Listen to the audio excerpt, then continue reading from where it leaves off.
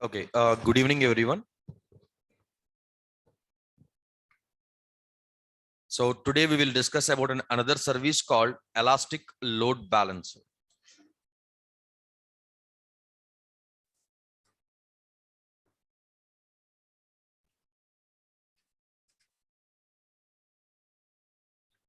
So Elastic Load Balancer is a service which will provide you a load balancing and as well as a high availability.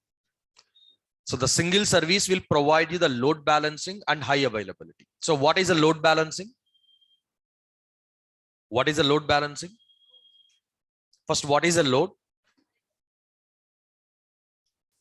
The number of incoming requests can be considered as a load. Load balancing means all the incoming requests can be distributed across multiple servers equally instead of sending all the requests to a single server. So let us say you are planning to run a website or some kind of web application or any kind of application. So what we do first, we will prepare one server, right, which will have some kind of an IP address, a public IP. So here you will host a website and all the users can access the website using that particular IP address, right? Whoever is trying to access the website, they will be connected to this particular server. Let us say 100 people are trying to access the website.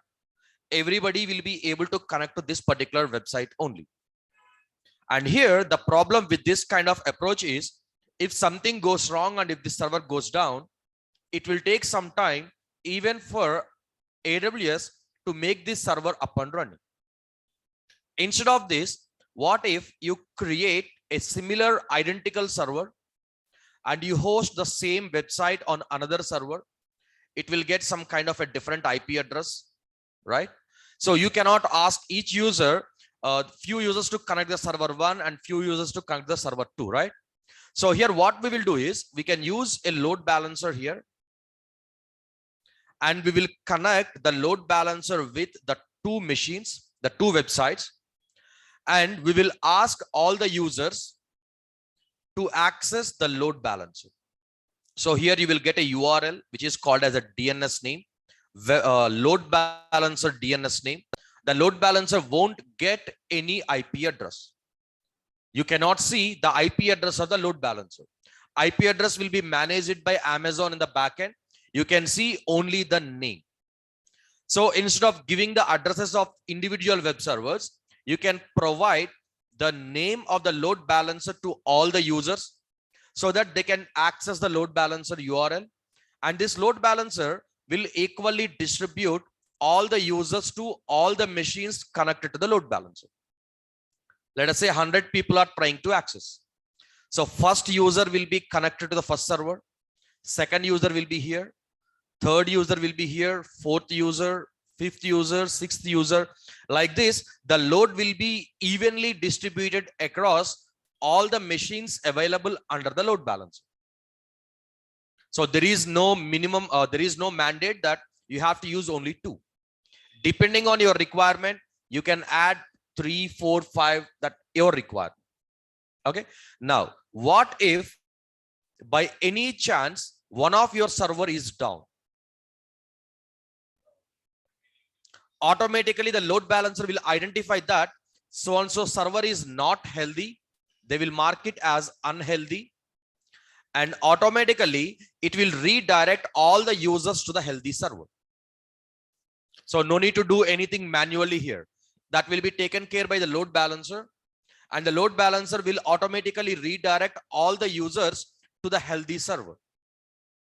And here, what if I create these 2 servers and if I create the load balancer and if I provide the service to the users to the load balancer, at any time the user can access your website. Even if it is down, this will provide the service, right? This is called as high availability. This is called as high availability. By using the load balancer, you can distribute the load across multiple instances. And in the case of failure of any server, automatically the users will be connected to the healthy server. And that is called as a high availability. In this case, we have to discuss about few terms. We call these two machines as targets. We call these two machines as a targets. What is the meaning of a target? To which instance the request will be forwarded, that is called as a target.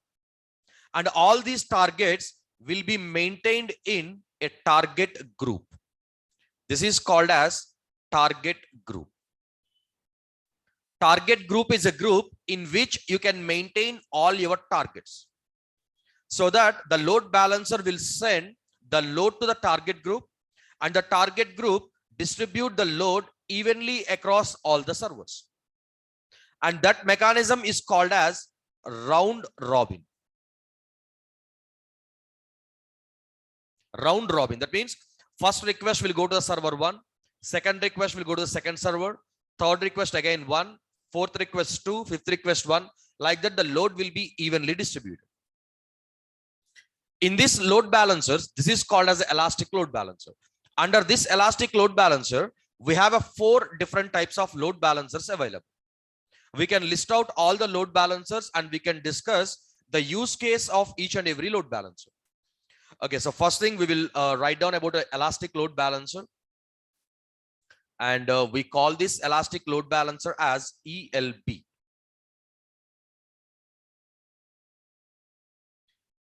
ELB is a service which provides load distribution across multiple healthy servers, and also it provides high availability. Load will be distributed across all the healthy servers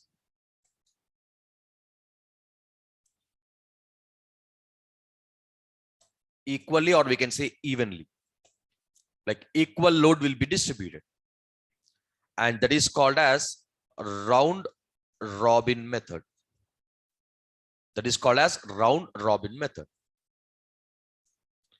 And to which instances we are sending the traffic,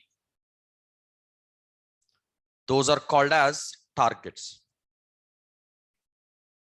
Those are called as targets. And the load balancer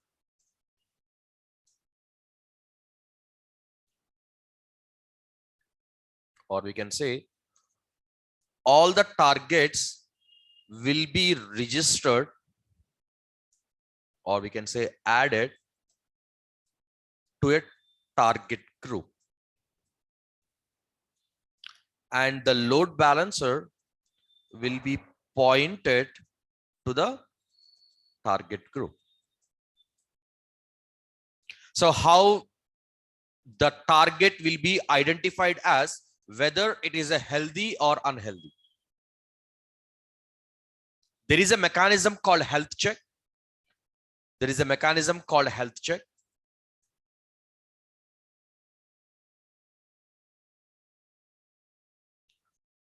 So health check is used to identify the health of the target by target group.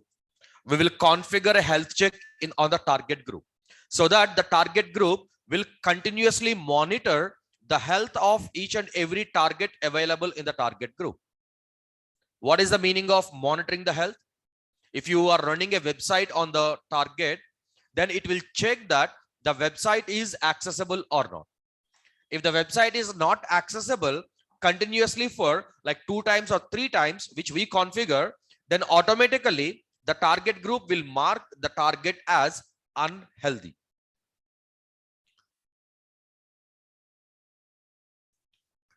So whenever a target is unhealthy, then the request will be automatically forwarded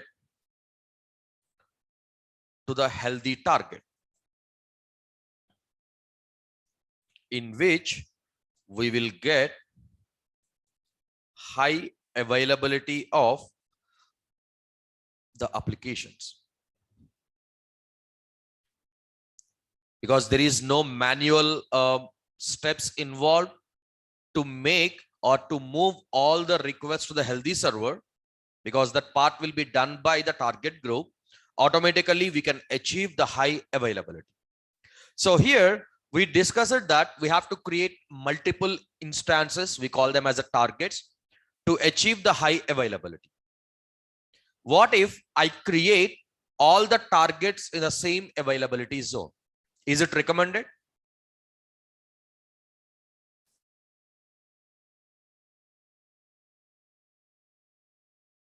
Okay, I will repeat again. Just give me a minute. I will show the diagram and then I will ask the question. So here we have two servers, right? If I create both the servers in 1A availability zone, can we achieve the high availability? If this goes down, it will provide the service. There is no issue in that. But what if the entire availability zone goes down? All servers will be down, right? So there is no high availability possible. So for that reason, always it is recommended to create the targets across multiple availability zones. So it is recommended to create all the targets across multiple availability zones. Minimum 2 AGs are recommended. Minimum 2 availability zones. Maximum you can use all availability zones, or you can use few availability zones, that doesn't matter. But you should not maintain all your targets in the same availability zone.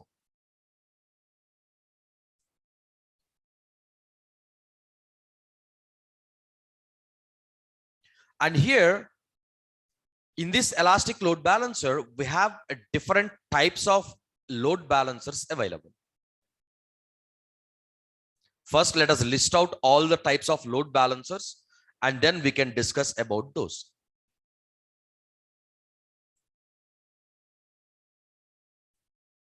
So the first one is application load balancer. We call it as ALB. Second one is network load balancer.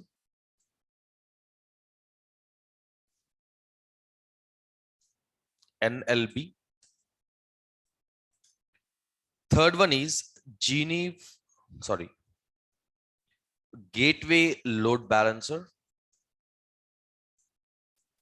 And the fourth one is classic load balancer, which is also called as CLB. And we can refer this as previous generation type load balancer. There's an old type of load balancer in which you don't get much features. Now let us discuss about each and every load balancer in detail, and then we can create the application load balancer practically. That is the load balancer which can be used 90% of the time whenever you are working as a solutions architect. I don't say like network load balancer can't be used. That is for a different use case, and that I will let you know.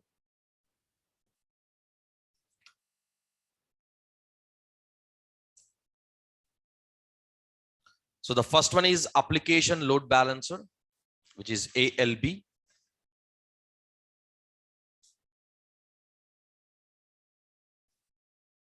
So this application load balancer can be used to distribute the load of HTTP and HTTP protocols only. If your requirement is to manage the HTTP and HTTPS traffic, then application load balancer is recommended to use. What is the HTTP and HTTPS traffic? What is HTTP and HTTPS traffic? Where the traffic can be used?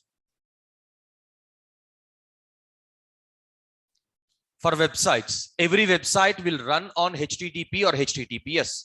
Not only the websites, there are some web applications which can be used the HTTP and HTTPS protocol.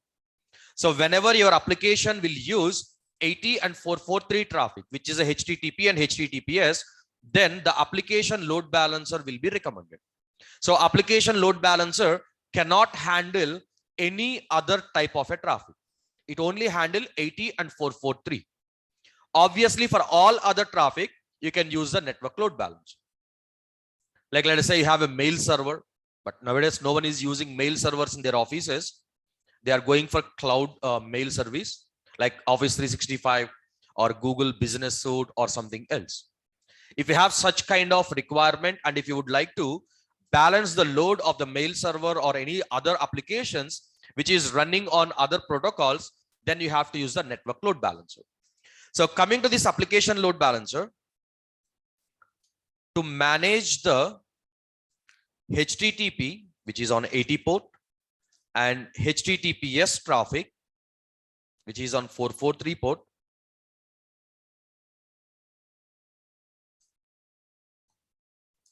it is recommended to use application load balancer.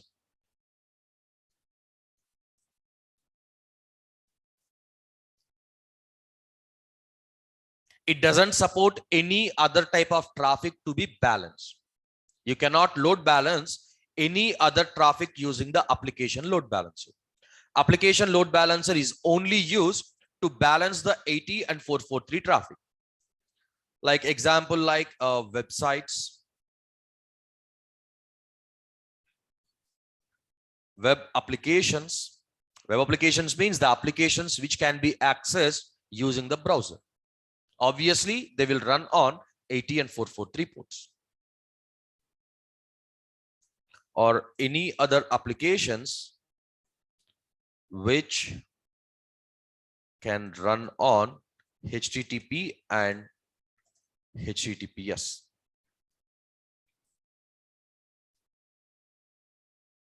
And then the next one is network load balancer.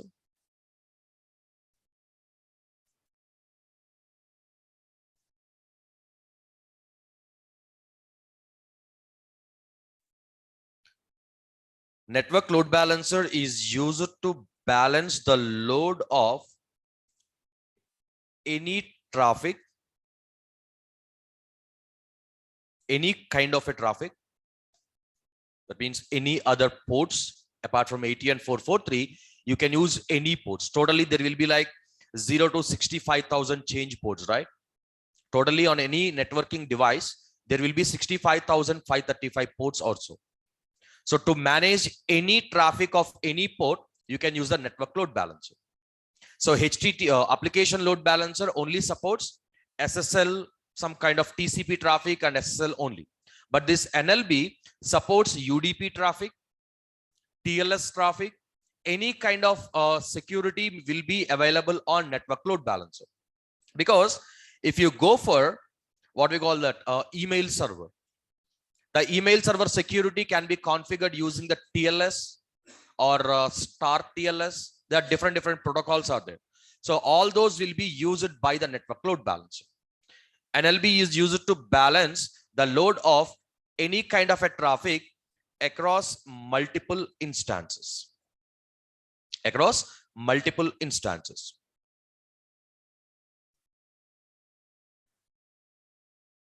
Like example will be like email server or some custom applications which run on any port. Like even you can use 80 and 443 ports also. But if it is a custom application or you require some kind of a custom configurations and everything. Best example is for email server or the one which we call it as a database server. Even the database traffic also can be configured using the network load balancer. And then there is a new type of a load balancer. In general, I never seen any organization which is using the gateway load balancer. That was recently introduced like 1 year ago. And there's a special type of a load balancer which can be used to handle the Geneve protocol type of a traffic. What is a Geneve protocol?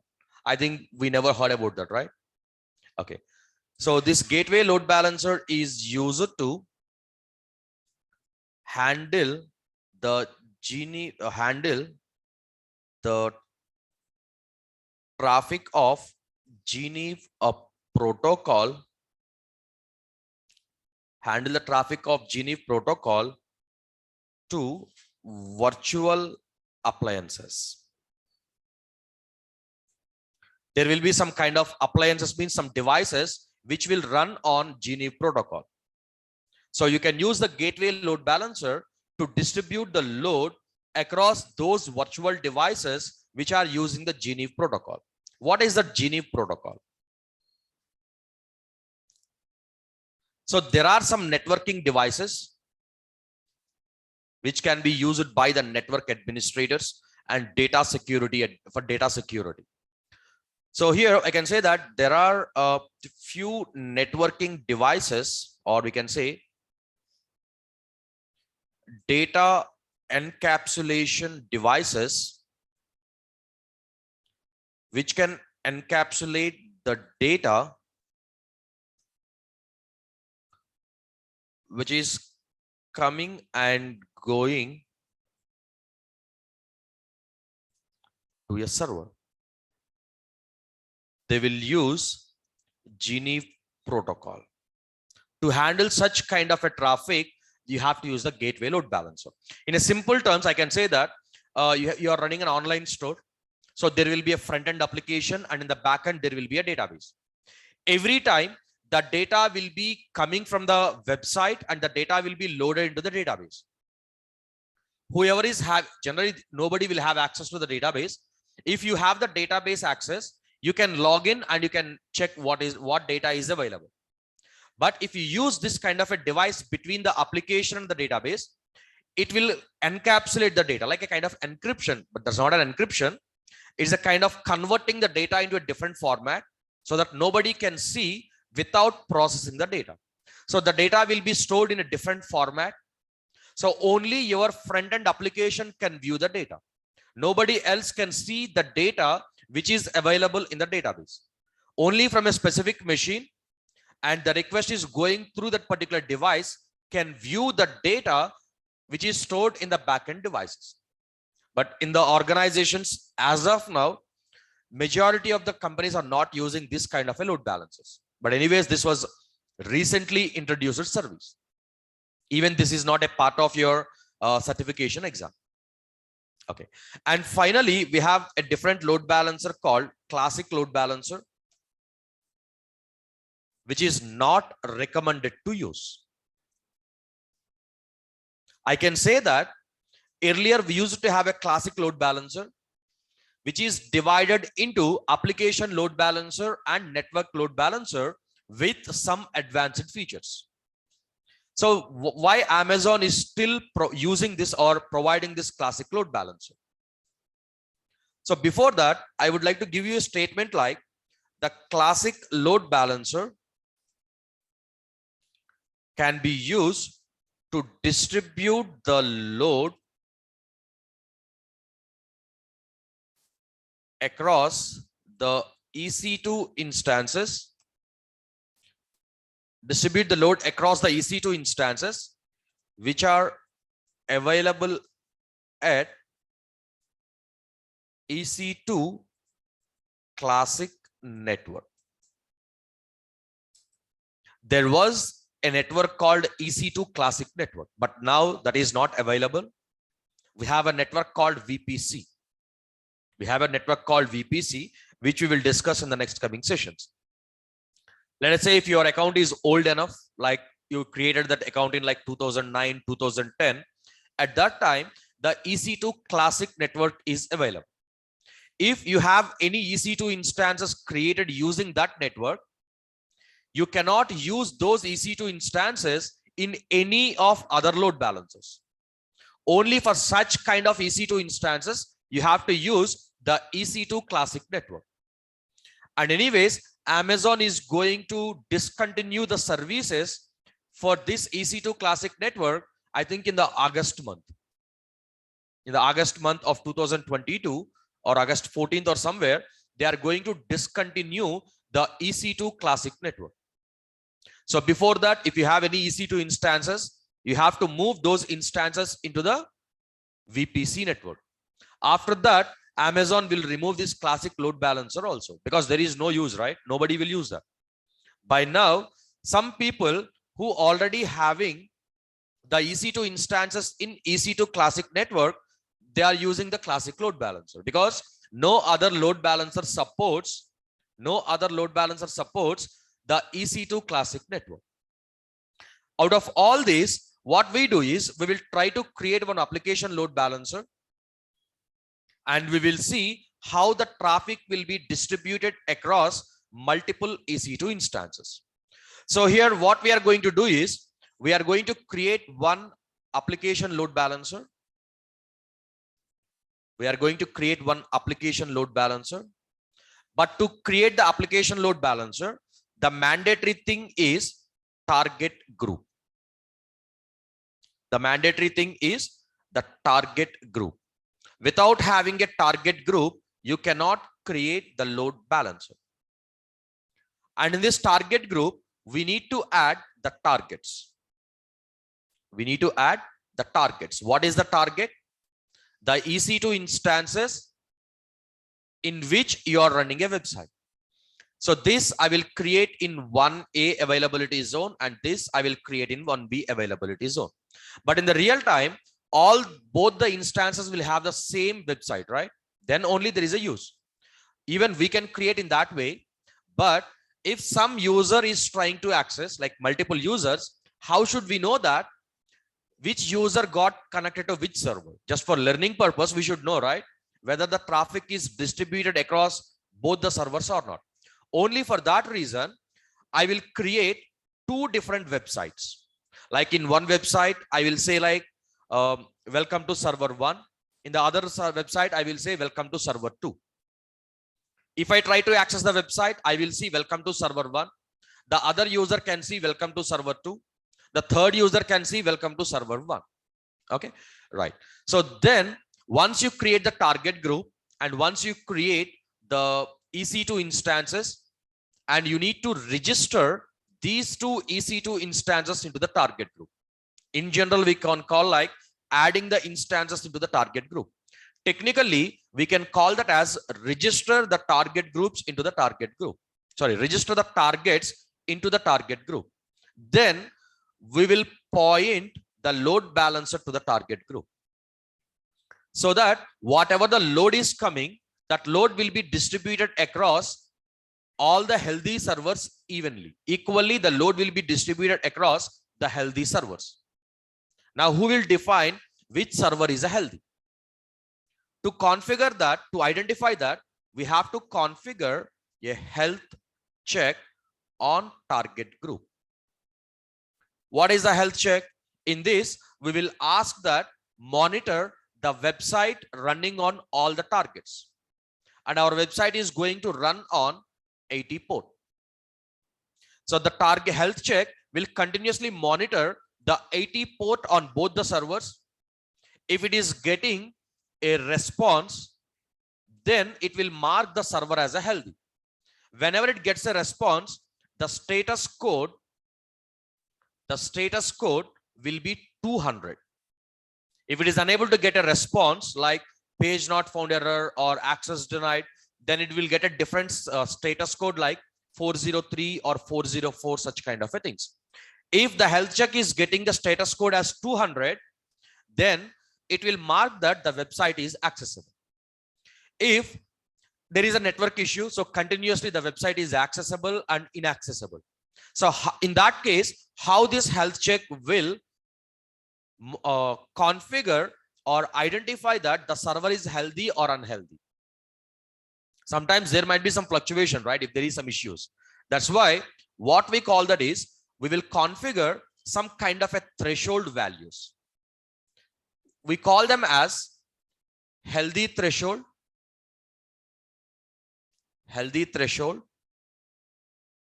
and unhealthy threshold.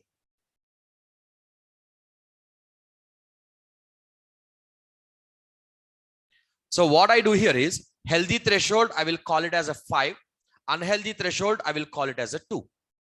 The meaning of that is if any of the target is not accessible continuously for 2 times, then it will mark that target as unhealthy. And if any target is accessible continuously for 5 times, then only the target will be marked as a healthy. How frequently this will be monitored? How frequently it will check for the status? That we have to configure that, the frequency. I think there is some technical term for that. What we call that? I don't remember. That you can configure like 7 seconds or 10 seconds. Meaning of that is every 7 seconds, the health check will monitor the status of the website. And then let us say if the health check is trying to monitor the 1A server, assume that the website is not available. So continuously it will try to access, right? How much time it should wait? How much time it should wait to get a response? You can configure that as a 5 seconds. So it will wait for 5 seconds. Within the 5 seconds, if it is able to get the response, based on the response, it will mark it as a healthy or unhealthy. If it is not getting the response within 5 seconds, then it will mark that the website is not accessible. Okay, that we will see at the time of creation. So here, what are the first steps? The first step to be like creating the EC2 instances, both EC2 instances. Then you have to create the target group, and you have to create the health check at the time of creating the target group. And then you have to create load balancer. These are the steps you have to follow. Without having a target group, you cannot create the load balancer. Can I create a target group without the EC2 instances? Yes, you can, but there is no use. You can create an empty target group also, but there is no use of that. Okay, right. So now we will see like how to configure the application load balancer.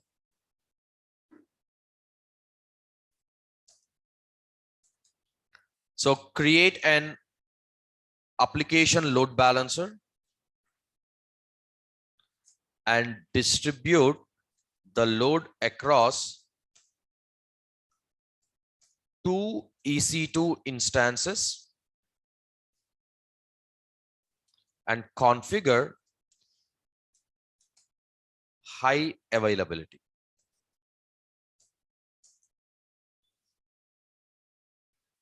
So the first step is create a Linux EC2 instance. The reason behind why I'm creating Linux is already we know how to host a website in Linux EC2 instance. For that reason, I'm choosing Linux. Create a Linux EC2 instance in US East 1A availability zone.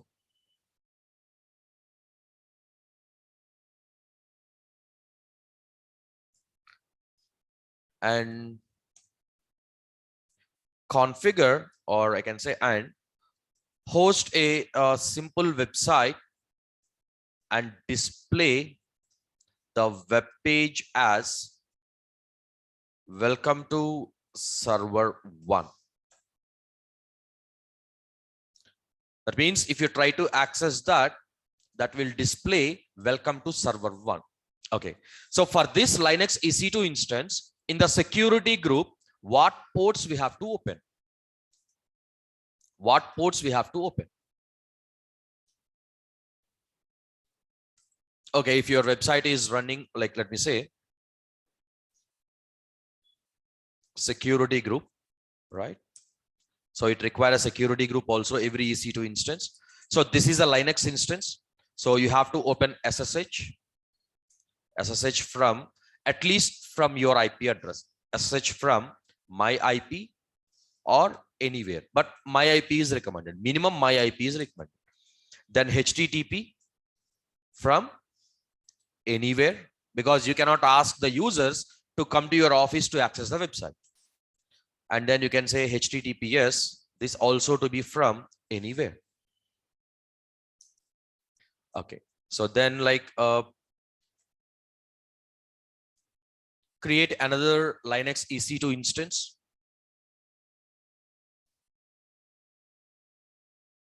In different availability zone. Host a simple website and display the web page as welcome to server 2. Use the same security group which we have created at the time of creating the server 1.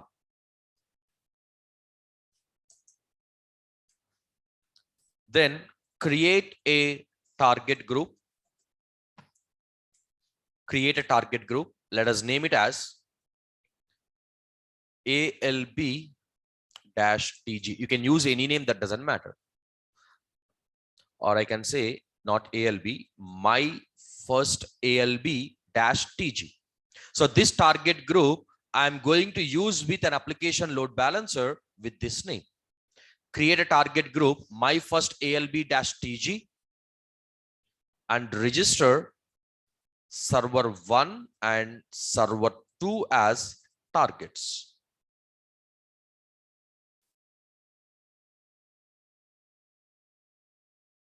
We are not yet done. While creating the target group, we have to configure listener. We have to configure listener and health checks according to the requirement. I will show you what is that listener. Just use that will be easy to understand.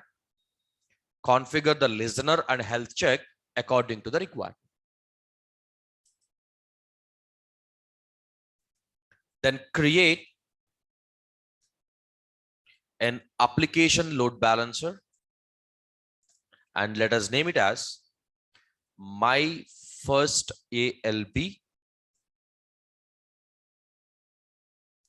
and select all availability zones in US East 1 region. What is the meaning of that? So that the load balancer can operate across all the availability zones. Let us say if the load balancer was created in a single availability zone, if that availability zone goes down, your load balancer is not available, right? So while creating the load balancer, you have to select minimum 2 availability zones. Then the high availability of the load balancer is possible. So minimum 2 availability zones. Minimum 2 availability zones must be selected. And select, wait. I think here we don't, okay, yeah. And select the target group, my first ALB-TG. That means whatever the traffic or whatever the request is coming to this load balancer, that will be redirected to this particular target group. I think here we don't configure the listener. I think the listener to be configured in the application load balancer. Just don't strike it off while you're creating the practical, then you can remove this selected term. On the target group, we only configure the health check. At this part, we will configure the listener. So listener means it will listen for the incoming request, and whatever the incoming request is coming, that will be forwarded to the target group. Okay, so now we are going to implement all these steps. So quickly, I will create 2 Linux EC2 instances one after one, and then we will configure the website. We'll configure the website, and then we will create the target group and we will create load balancer and all the things. But here the problem is, if you stop and start your EC2 instances, automatically the public IPs will change, right? Okay, that you have to keep in your minds. Okay, so now let us go with the things. First, we have to create Linux EC2 instance, the first Linux EC2 instance. And wait, one more thing. This load balancer is also require a security group, because the traffic is coming inside, right? So what traffic to be allowed? HTTP and HTTPS.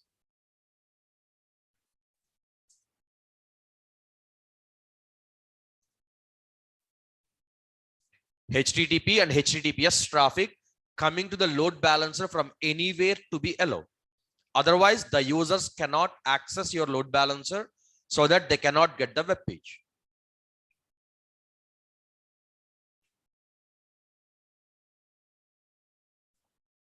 Okay, so now let us create our Linux EC2 instance. Right now I am in Northern Virginia. Okay, first the load balancer. Is it free tier eligible? No, that is not free tier eligible. You will be charged based on number of hours you have used. There's a nominal price. Just create that, and once you're done with your work, delete it. Okay.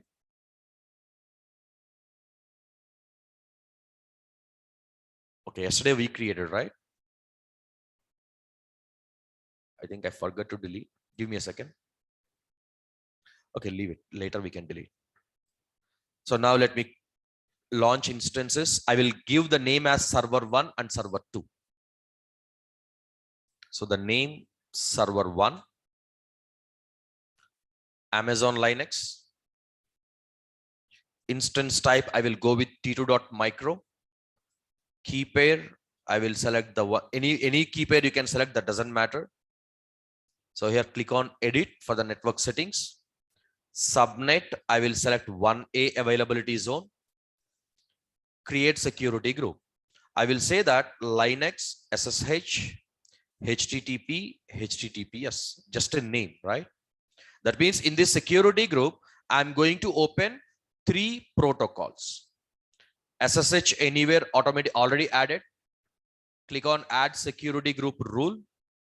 So here I can select HTTP. And here we need to select anywhere. Add security group rule. HTTPS anywhere. So I will go with all default values. Click on launch instance. The instance is getting created. And once the instance got created, we have to log in and we have to configure our website. Okay, this is the one. So here is the public IP. Okay, let it be created. Still, it is in pending state.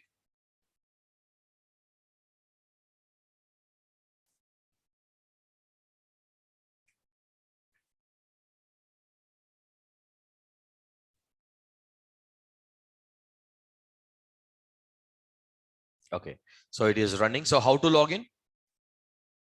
We have to use the putty tool, and we need to use public IP address, username, and private key file.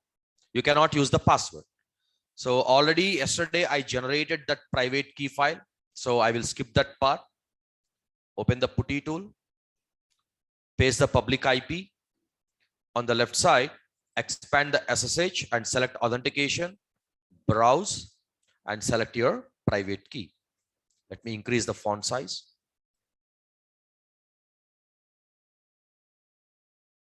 Open. So we are logging into the first server, server 1. What is the username? Dash user, not space. EC2 dash user is the username. And what I do is, for all the commands, you have to use sudo as a prefix because we logged in as a EC2 dash user. Or you can switch to the root user also. How can I switch to the root user?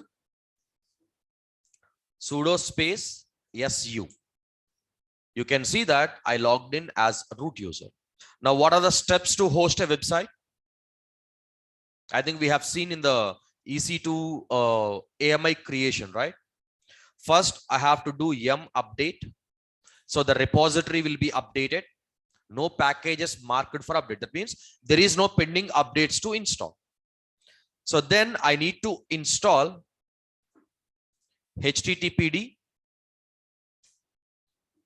Then it will ask for the confirmation. I have to press Y and click enter. It's done. Then we need to start the service. Service will not be started automatically. If you would like to check, you can use the command called service HTTPD status.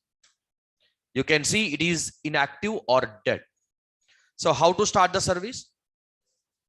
Instead of a status, type start. The service got started. Just you can check whether it got started or not. The same command, status. You can see it is running. But whenever you reboot your computer, the service will not start automatically. To make that service to be started automatically, we have to use a command called chk config. There is no space. There is no space. Chk config space httpd space on. And the service will be configured to start automatically whenever you start your EC2 instance. Then what else we have to do? We have to create our web page. In which location, in which directory we have to create the web page? In which directory we need to place that web page? Okay, so let us say some XYZ directory. How to get into that directory? CD space the path of the directory. What is the path? /var /www /html. Enter. Before creating the web page, make sure that you are in this particular path, in this particular directory. How to check? What is the command to check the current directory? ls will give you the list of files in that particular directory. I would like to know right now I am in which directory. The command is pwd, present working directory. PWD stands for present working directory. That means in which directory you are working. Like if I open my computer, if I go to some folder, in which directory I am in? In which directory I am in? Okay, let me do one thing.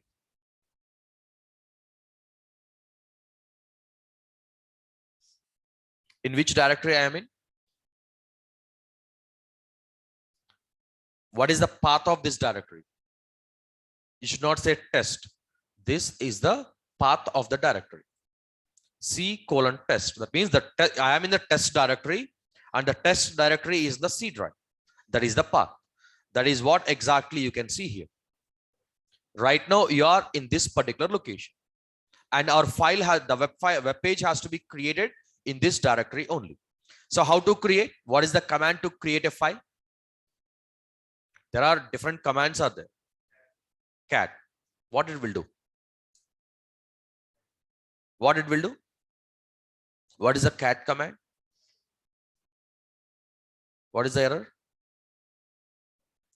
The cat command is only used to view the content of a file. It will display the content from that file. If now we are not opening the file, right? Just we are trying to create the file. Touch, but it will not, it will create an empty file, right? But again, you have to open the file and you have to update the data. There is a command called vi. Even you can use the touch also, but by using the touch, you can create one empty file. I will show you. Touch means right click, new text document 1. So empty file, right? This is what the touch can do. Okay, so vi space the file name index.html. So that file will be created and opened for entering the data. Click enter. So press I so that you can see here insert mode. That means you are ready to, you can start entering the data. I can say welcome to server 1.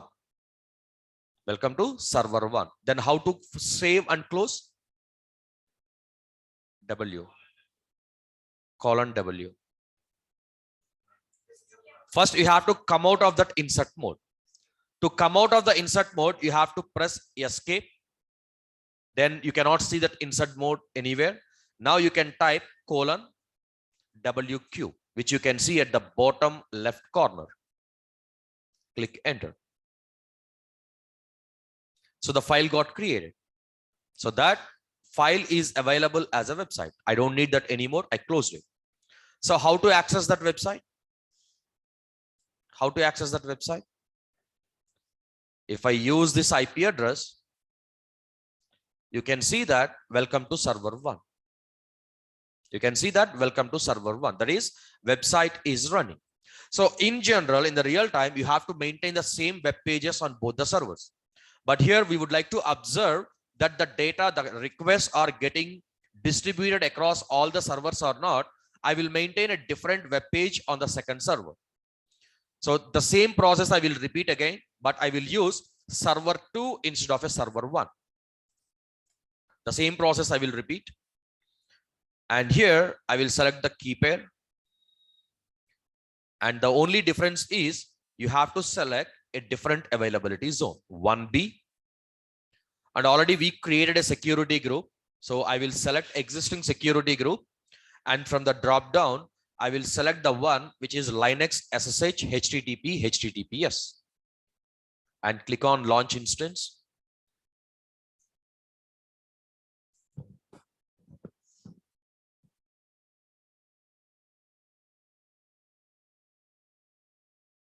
So instance is getting created. The same steps I will repeat quickly.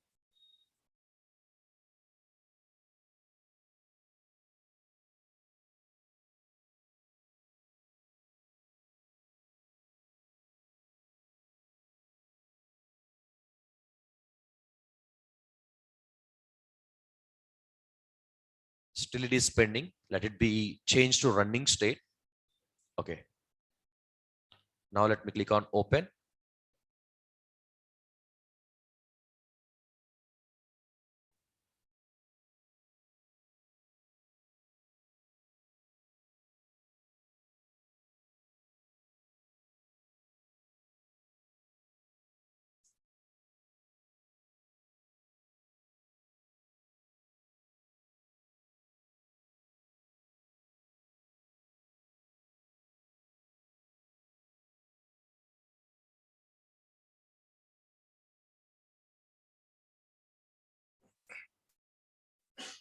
EC2-user.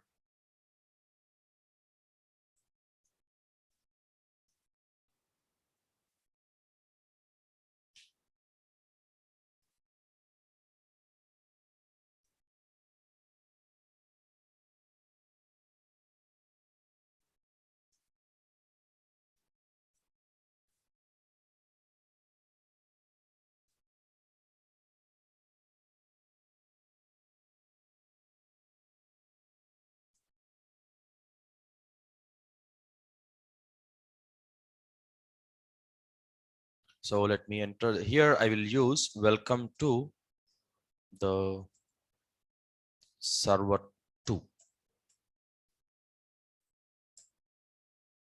Okay, so we are done. Before configuring the load balancer part, let me check the website is accessible on second server or not. It is running, right? Okay. So we have all the targets ready. And now we need to create the target group and we need to create the load balancer. So the load balancer is available under the EC2 service only. Go to the EC2 service. And if you scroll down to the bottom, you can see a module called load balancing. Under the load balancing, first we have to create the target group. Click on the target groups. And now let us create target group. Just click on target groups under load balancing.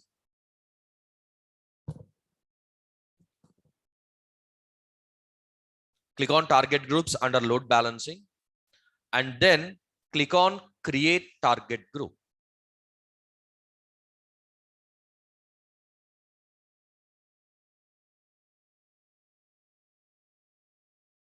So what is our target type? EC2 instance. Select the instances under choose a target type. Select instances under choose a target type. And here you have to give a target group name. So our goal is my first ALB-TG. That is the proposed name for the target group. Give the target group name.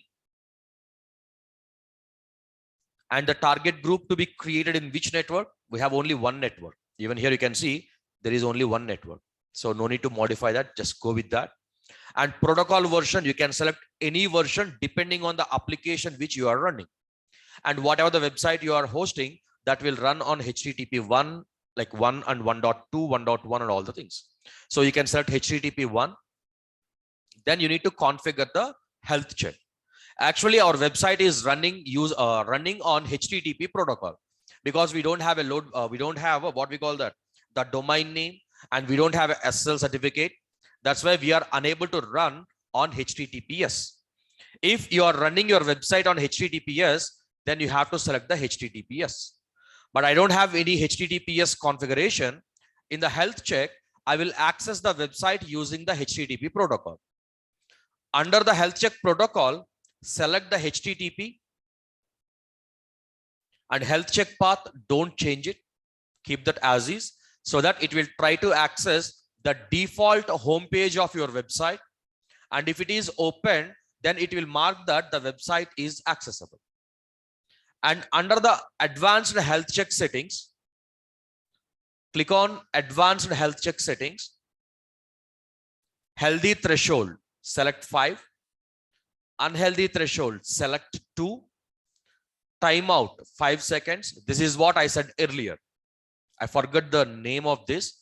Timeout. That means once it is trying to access the website, it will wait for 5 seconds.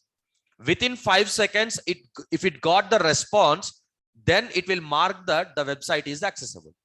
If it is unable to get any response within 5 seconds, then it will mark that the website is not accessible. And then interval, I will select 7 seconds. What is that interval? Every 7 seconds, it will check the health of the websites on the target group.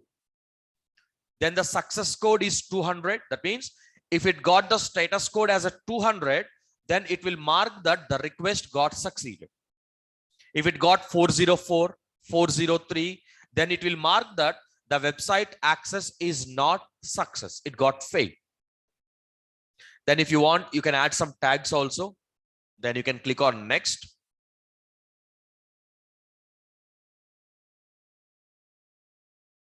So this is the place where you have to register the targets.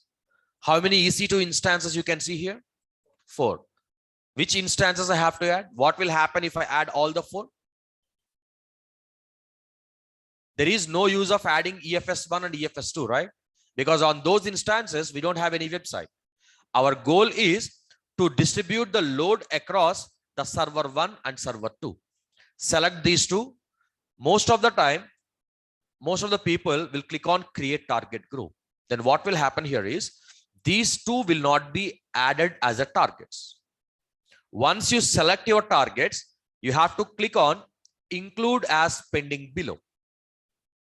It will be good if it is available in a different orange color or something, so that the people might identify this button.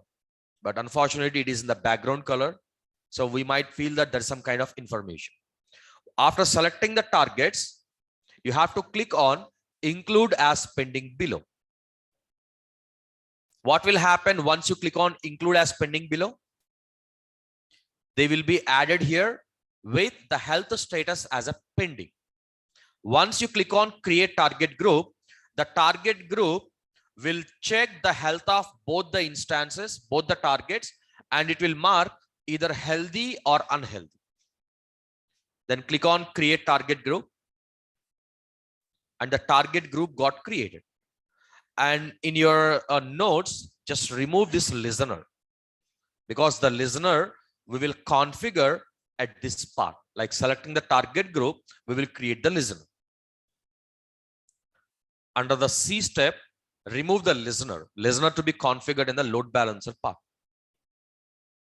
Okay, what happened here? The target group got created. If you scroll aside, you can see there is no load balancer associated with this target group, because we don't have created any target group yet. Okay, so now we need to create the target group. On the left side, just scroll down, click on load balancers. Under load balancing, click on load balancers. Under load balancing, click on create load balancer.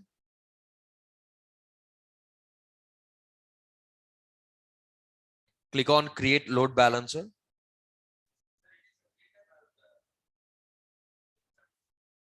It will chargeable. Load balancer is a chargeable. They will charge you based on number of hours you have using. If I create now from 7:13 p.m. onwards, they will count the number of hours. Up to 8 p.m. it will be considered as 1 hour. Then 8:13, 9:13, like that. It will calculate every hour. They will charge you. Okay, click on create load balancer. And you can see there are 3 different types of load balancers available here. Application load balancer, which can use only HTTP and HTTPS. Whereas the network load balancer can support TCP protocol, UDP protocol. That means all TCP and all UDP. HTTP and HTTPS are only TCP protocol. Under TCP, you have 65,000 ports. Under UDP also, you have many ports. So network load balancer can support any kind of a traffic with TLS security.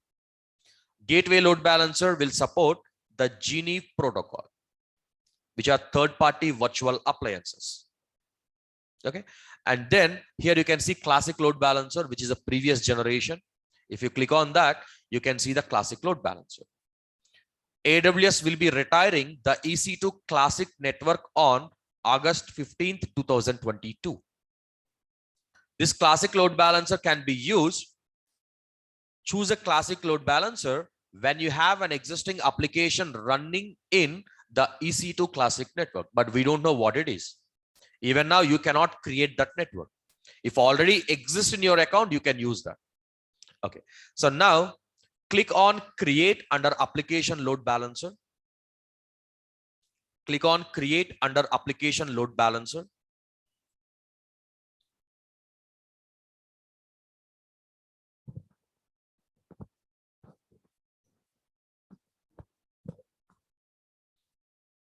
And the load balancer name, use my first ALB.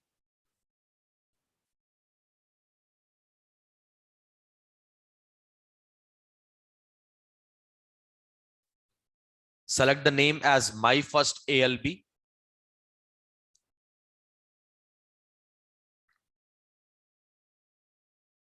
And then there is an option called scheme. Would you like to create a load balancer with internet facing or internal facing? If you select internet facing, the load balancer can be accessed from anywhere across the globe. If you select internal, no outside traffic will be allowed to the load balancer. So which type of load balancer scheme we have to select? Internet facing. If you select internet facing or internal facing, once you create the load balancer, you cannot change the scheme of that load balancer. You cannot modify this part. Then IP address type, select IP version 4. IP address type, select the IP version 4. Dual stack means the load balancer will be provided with IP version 4 and IP version 6 addresses. Under the network mapping, you have to select that in which subnet your EC2 instances are existing and in which subnet the load balancer to be running. So select VPC, we have only one, and select all the availability zones.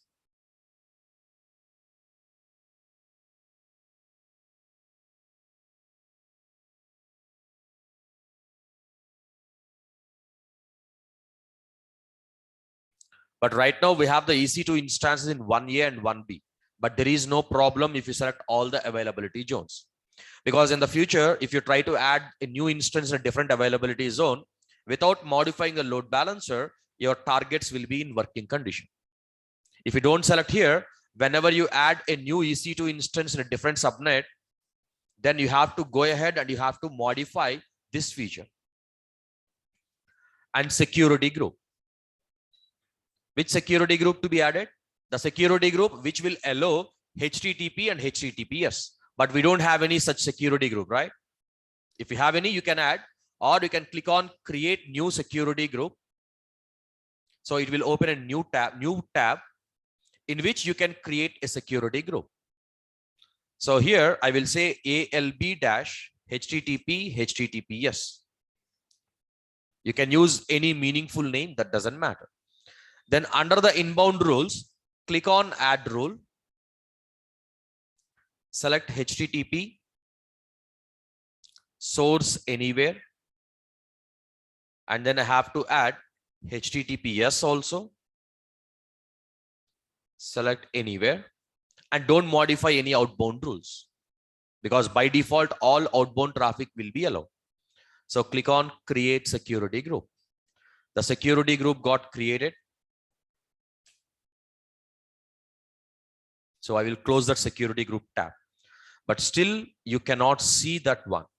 So just here, you can click on refresh button. Now you can see the one ALB space HTTP space HTTPS, which will allow 80 and 443 traffic from anywhere across the globe. Now you have to configure the listener and routing. Now the load balancer is getting the request on 80 port, where the traffic to be distributed. If the load balancer is getting a request on 80 port, the traffic to be distributed to the target group, right? That's what we have to select here. If the traffic is on 80 port, then here you have to select the target group. What if you configured your website for HTTPS also? You have to click on add listener. And here you have to select the HTTPS.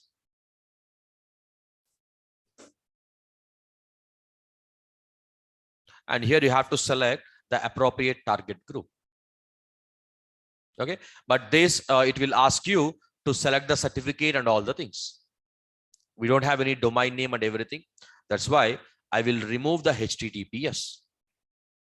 If you remove the HTTPS, it won't ask you to upload a SSL certificate. Okay, then just here you can review all the things and you can click on create load balancer. And click on view load balancer. And you can see the load balancer here. And this is the DNS name of the load balancer. Under the description of the load balancer, once you select your load balancer, if you click on description, you can see the DNS name. So here, let me paste the DNS name.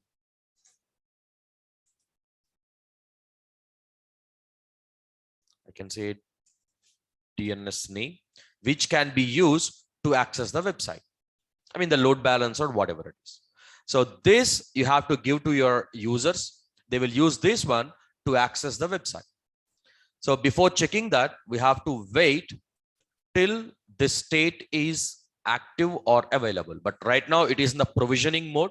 That means the load balancer is getting created. So at this time, it will not work. The URL will not work. We have to wait still till that is completed. Just wait for 2 minutes. It will not take much time. So then what we have to do is we have to check first by accessing the URL from different computers that every user is connecting to different servers or not. And then we have to check that high availability is possible or not. Access the ALB DNS name from multiple devices or hard refresh the browser, so that every time you hard refresh the browser, you should connect to a different page. I mean, different web server, because whenever you do a hard refresh, it will consider that you are a new user. Then shut down server 1 and try to access the ALB DNS name. So automatically everybody will be connected to the server 2 only. 1,000 people or 10,000 people, everyone will be connected to the healthy server. Then start server 1 and try to access the ALB DNS name. After 5 times of continuous success, it will mark the target as a healthy, right? Immediately, the traffic will be distributed across the server 1 and server 2. If you get in that way, then we can say that the load balancer is working as expected by distributing the load across all the healthy servers.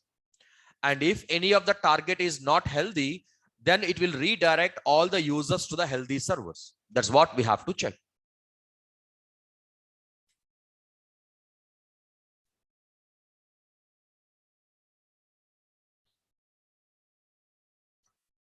So here, let me check the status. State is active. Now we are good to access that particular DNS name. Copy the application load balancer DNS name. And if I enter, I got connected to server 1, right? If I do a refresh, I got connected to server 2. Is it visible? Okay. So if I do a refresh, I will be connected to server 1. And if I do like again, I will be connected to server 2. The traffic will be distributed across both the servers in a round robin manner. Now, what I do is I will go ahead and I will shut down the server 1. Right now, to which server I got connected? Server 2. So then what we do is, right now I connected to server 1. That means server 1 is connecting. The traffic is getting distributed across multiple servers. Now I will go ahead and I will shut down the server 1. So go to the instances and I will shut down the server 1. Within how many seconds it will be marked as unhealthy. I'm clicking on stop. While it is getting stopped, what I do is I will go to the target groups to check the status of our targets. I will go to the target group. And in the target group, this is the target group, right? Click on that. And you can see how many are healthy. Only 2 targets are there. Out of those, one is healthy and the second one is unused. Why?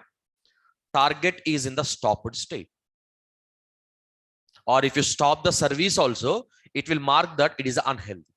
Now what will happen? If I do a refresh, how many times you can refresh? Always you will be connected to server 2. Okay. Now let us start that server 1 again. But make that healthy, it will take more time. Continuously, the website to be accessible for 5 times, right? Every time it will take 7 seconds. Once the server is up and running, from that moment onwards, it will take up to 35 seconds to mark the server 1 as healthy. To mark the server 1 as healthy, it will take 35 seconds maximum. After that, the users will be spread across both the servers evenly.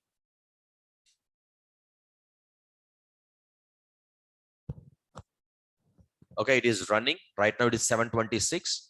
So we will check that at 7:27 or so. From that moment onwards, automatically the traffic will be distributed. So you can see that it got changed to healthy.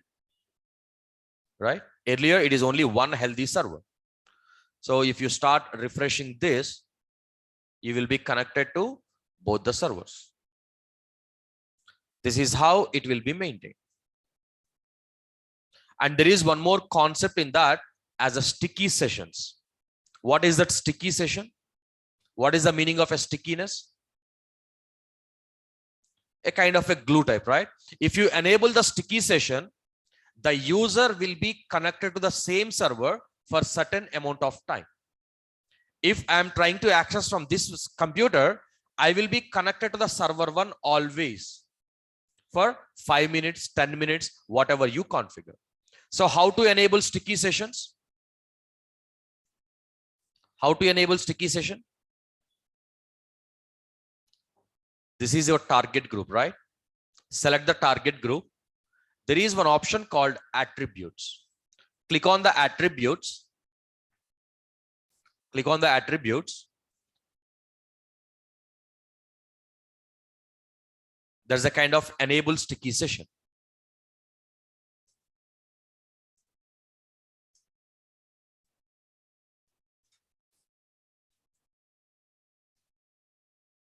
So during that 5 minutes, I will be connected to the same server. I will not be connected to any other server.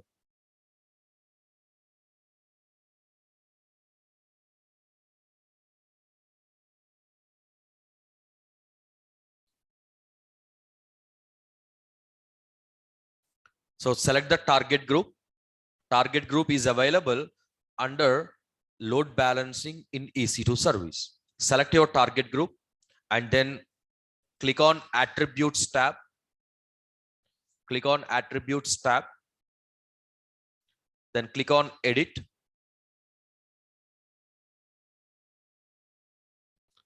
Select the checkbox again as the stickiness. And let me select minutes and 5 minutes. Click on save changes. So wait a second. If I refresh, wait a second. So to which server I got connected?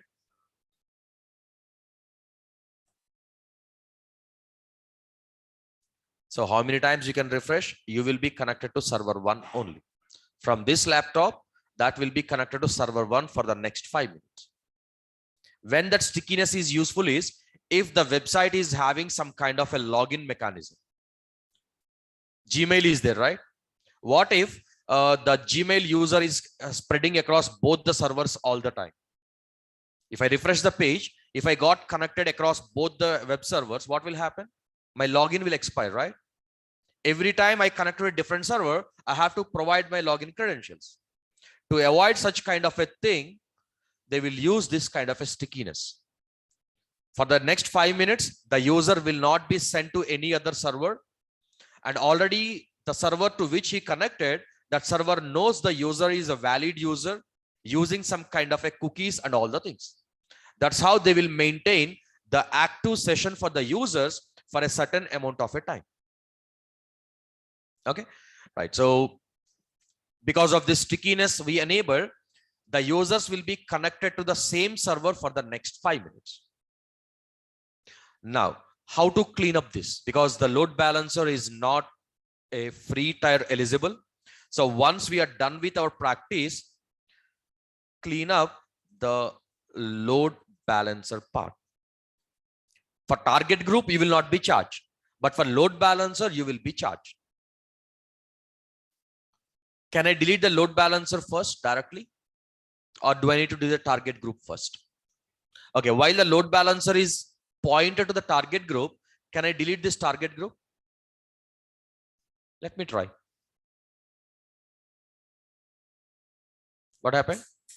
This load balancer is used by some listener in a load balancer, right? So this target group cannot be created while the load balancer is available.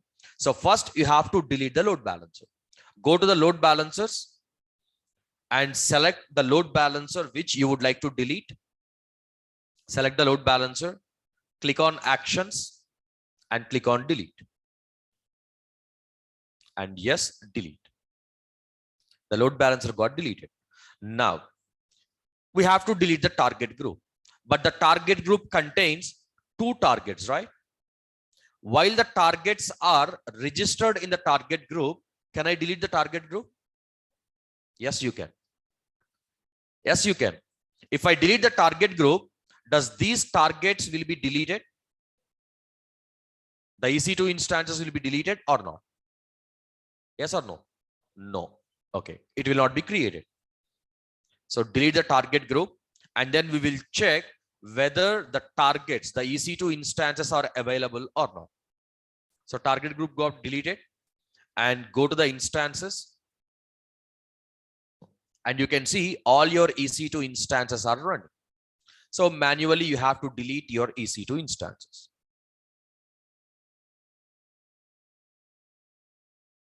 And always make sure to delete your instances and services once you are done with your practical. Otherwise, you will end up with like huge amount of bills. Okay. Right. So this is about the load balancer. Okay. So are you guys clear or any questions on this load balancer? Okay. So if you guys are clear, let us stop the session. Tomorrow we can continue with another feature called auto scaling. Okay, we will see the introduction of the auto scaling, and we can see like how to configure that. Okay, thank you everyone. We'll continue tomorrow.